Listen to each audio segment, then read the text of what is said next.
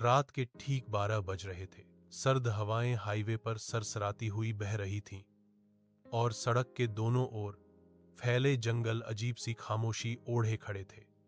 Highway number 13, एक ऐसा रास्ता जिसके बारे में लोग कहते थे यहां सफर आसान है लेकिन लौटना मुश्किल।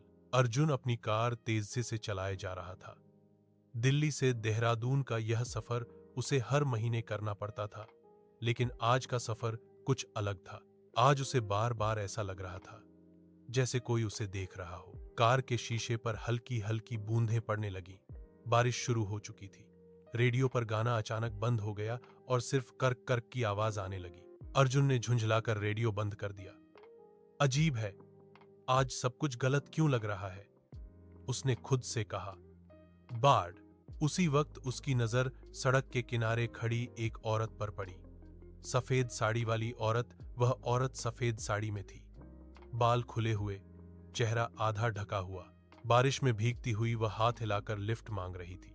अर्जुन का दिल जोर से धड़क उठा।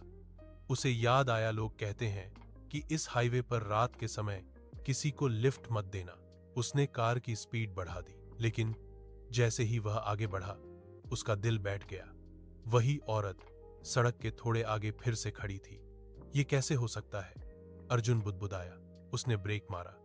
इस बार वह औरत कार के बिल्कुल पास आ गई। उसकी आवाज बहुत धीमी थी। बेटा, मुझे बस अगले मोड़ तक छोड़ दो। अर्जुन का दिमाग काम करना बंद कर चुका था। वह हां कहे या ना, आखिरकार इंसानियत जीत गई। उसने दरवाजा खोल दिया। अजीब सफर की शुरुआत। औरत कार में बैठ गई। अंदर अचानक ठंड बढ़ गई, जैसे एसी फुल पर चल रहा हो, जबकि अर्जुन ने एसी बंद रखा था। आप यहां इतनी रात को अकेली? अर्जुन ने पूछा। औरत ने कोई जवाब नहीं दिया। उसने रियर मिरर में देखा, पीछे की सीट खाली थी। अर्जुन के हाथ कांपने लगे। ये कैसे हो सकता है, उसने खुद से कहा। तभी एक ठंडी आवाज उसके कान में पड़ी। मैं यहीं हूं। अर्जुन चीख पड़ा। कार अनियंत्रित होकर डगमगाने लगी। हाईवे का भयानक सच। अचानक कार अपने आप रुक गई। चारों तरफ घना अंधेरा था। मोबाइल में नेटवर्क नहीं था। वह औरत अब सामने खड़ी थी। उसका चेहरा पूरी तरह दिख रहा था, आंखें पूरी तरह काली और गर्दन टूटी हुई। तुमने मुझे क्यों छोड़ा था, उसने पूछा। मैंने कुछ नहीं किया, अर्जुन कांपते हुए बोला। औरत हौंसने लगी। वह हौंसी इंसानी नहीं थी। हर ड्राइवर यही कहता है। तभी अर्जुन को सब याद आने लगा। अखबारों की खबरें, हाईवे 13 पर हुए एक्सीडेंट। एक औरत जो हर बार सफेद साड़ी में दिखती थी। 70 साल पुरानी कहानी। अचानक उसे अपने दिमाग में दृश्य दिखने लगे। 70 साल पहले इसी हाईवे पर एक बस एक्सीडेंट हुआ था। एक औरत अपने बच्चे के साथ सफर कर रही थी। ड्राइवर ने शराब पी रखी थी। बस पलट गई। बच्चा मौके पर मर गया। औरत ने तड़प तड़प कर दम तोड़ा। मरते वक्त उसने बद्दुआ दी थी, जो भी मुझे देखकर भी मदद नहीं करेगा वह कभी घर नहीं पहुंच पाएगा। मौत का पीछा। औरत की आंखों से खून बहने लगा।